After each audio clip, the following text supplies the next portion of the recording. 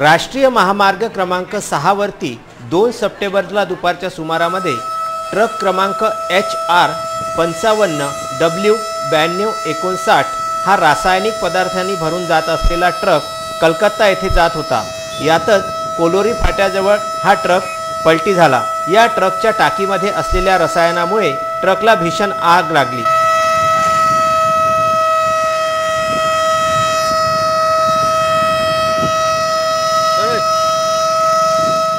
प्राप्त माहितीनुसार ट्रक चालक कालू हा आजमगडचा राहणारा असून दारूच्या नशेमध्ये ट्रक चालवित होता। या घटनेमध्ये ट्रक चालक 35% जळून जखमी झाला असून उपचाराकरिता जिल्हा सामान्य रुग्णालयामध्ये त्याला दाखल करण्यात आले आहे। सदर घटनेमुळे राष्ट्रीय महामार्गावर दोन्ही बाजूंनी ट्रॅफिक जाम झाले होते।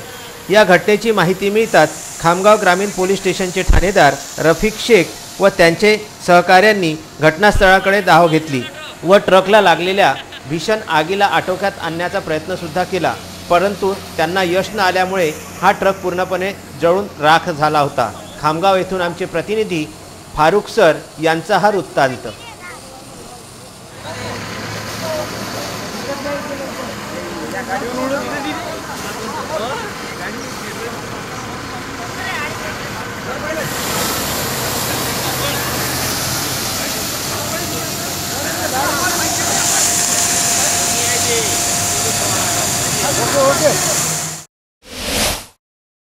शहरात जागोजागी जन्माष्टमीची तयारी सुरू असून नागरिक दहीहंडी करिता उत्साही आहेत। दरवर्षीप्रमाणे यावर्षी सुद्धा महाराष्ट्र नवनिर्माण सेना अमरावती शहर तर्फे 7 सप्टेंबरला भव्य विदर्भस्तरीय दहीहंडीचे आयोजन करण्यात आले आहे। ही स्पर्धा संत गाडगेबाबा मंदिराच्या प्रांगणात घेण्यात येणार असून या स्पर्धेसाठी मराठी सिनेतारिका दगडी चाळ चित्रपटातून आपल्या चाहत्यांच्या मनात घर करणारी पूजा सावंत ही हजेरी लावणार आहे। विदर्भातून वेगवेगळ्या ठिकाणाहून मराठी लावण्या सादर करण्याकरिता कलाकार येणार असून स्पर्धेचा प्रारंभ महारुद्रावतार ढोल पथकाच्या वादनाने करण्यात येणार आहे। या स्पर्धेचे पहिले बक्षीस 1 लाख रुपये, दुसरे बक्षीस 51,000 रुपये, तिसरे बक्षीस 21,000 रुपये राहणार आहे, अशी माहिती एका पत्रकार परिषदेदरम्यान देण्यात आली। दरवर्षीप्रमाणे महाराष्ट्र नवनिर्माण सेना अमरावती शहरातर्फे भव्य विदर्भस्तरीय दहीहंडी स्पर्धेचे आयोजन यावर्षी सुद्धा केले। या दहीहंडीचे स्पर्धेचे मुख्य आकर्षण सिनेतारिका पूजा सावंत ही राहणार आहे। या स्पर्धेसाठी पहिलं बक्षीस 1 लाख रुपये, दुसरं बक्षीस 51,000 रुपये आणि तृतीय बक्षीस 21,000 रुपये असे राहणार आहे। या स्पर्धेचा अमरावतीकर जनतेने मोठ्या प्रमाणात भाग घ्यावा ही विनंती। या स्पर्धेसाठी महिलांसाठी विशेष व्यवस्था केली आहे आणि पार्किंगसाठी सुद्धा वेगळी व्यवस्था केली आहे। 2 व्हीलर 4 व्हीलरसाठी ॲम्ब्युलन्स, आमच्या 2 ॲम्ब्युलन्स राहणार आहे। या पत्रकार परिषदेला मनसे शहर अध्यक्ष संतोष बद्रे, जिल्हा अध्यक्ष संजय गव्हाळे, शहर सचिव बच्चू रेळे, बबलू आठवले, धीरज तायडे, निलेश कदम, शहर अध्यक्ष प्रवीण डांगे आदी उपस्थित होते।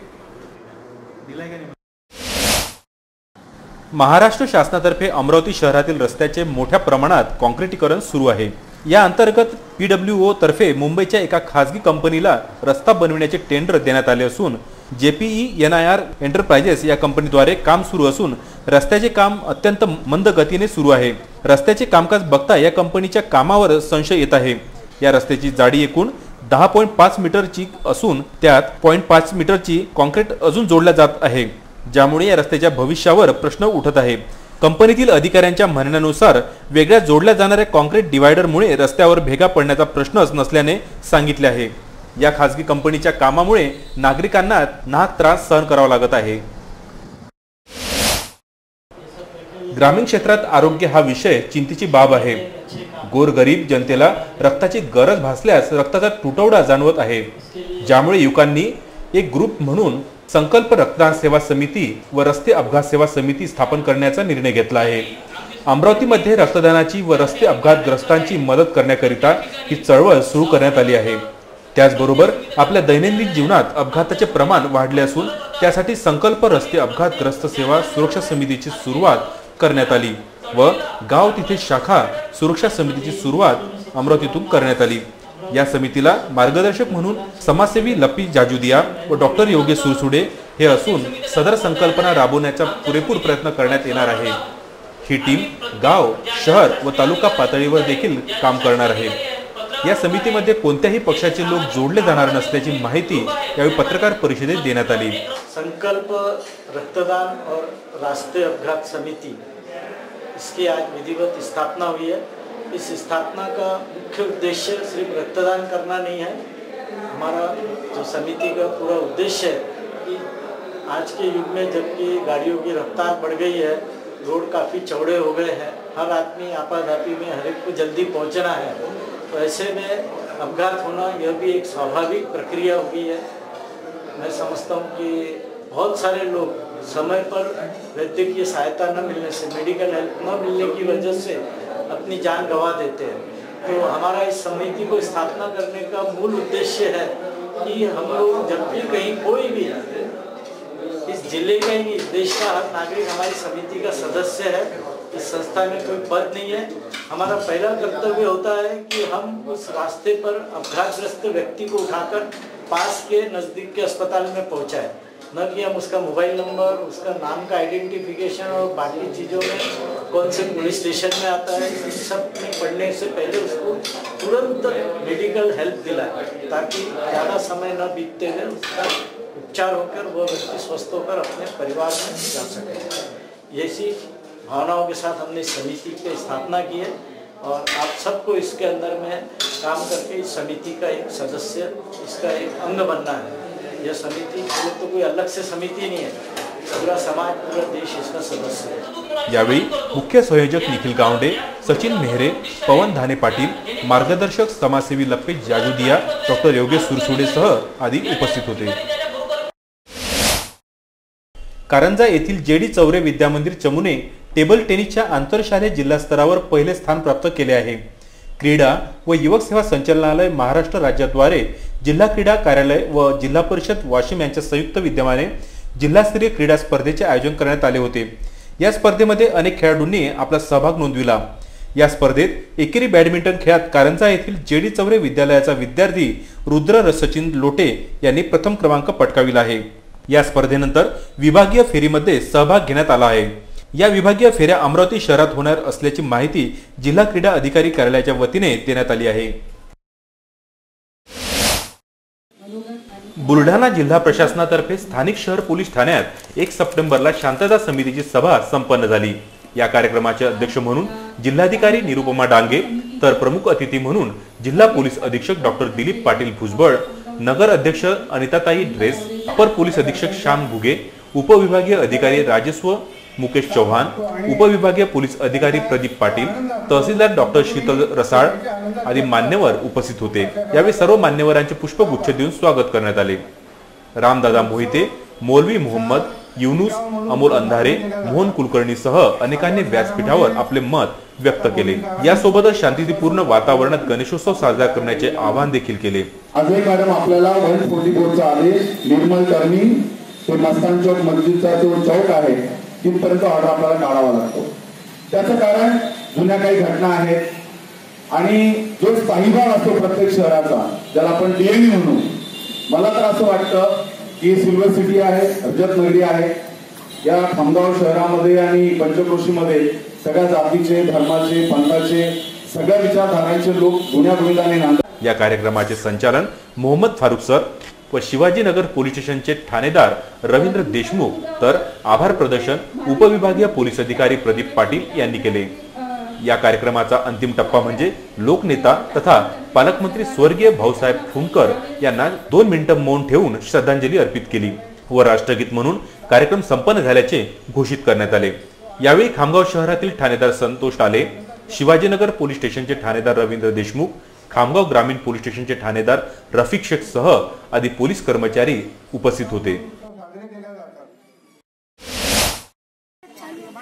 स्थानिक अंजुमन हायस्कूलच्या विशाल मैदानावर 31 ऑगस्टला तालुका स्तरावर स्पर्धा सुरू झाली।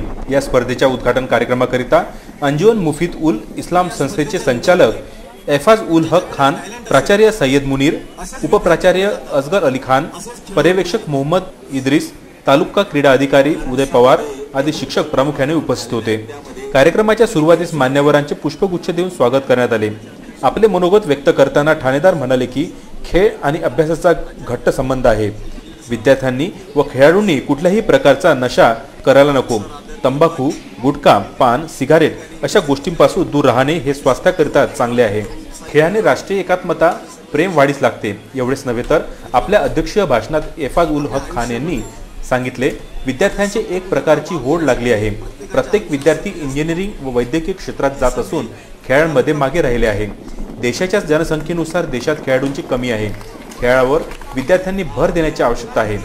या टुर्नामेंटमध्ये खामगाव शहरातील अनेक शाळांच्या टीमनी आपला सहभाग नोंदविला होता.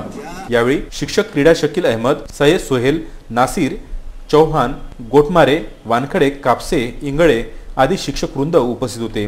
या कार्यक्रमाचे संचालन व आभार प्रदर्शन अनिल मुलांडे यांनी केले. खामगाव येथून फारुख सर यांचा हा वृत्तांत. क्रांतिसूर्य Jyotirao Phule forum of socio commercial and industrial activity द्वारा राज्यस्तरीय माळी समाज उद्योजक परिषदेचे आयोजन अमरावतीमध्ये करण्यात आले होते. या परिषदेचे अध्यक्ष म्हणून केजेफोसियाचे चेअरमन अविनाश ठाकरे, तर प्रमुख अतिथी म्हणून सेक्रेटरी रवींद्र अंबाडकर, व्हाईस चेअरमन सागर खलोकार, राजेंद्र आंडे, झोनल चेअरमन बोराडे इत्यादी मान्यवर उपस्थित होते.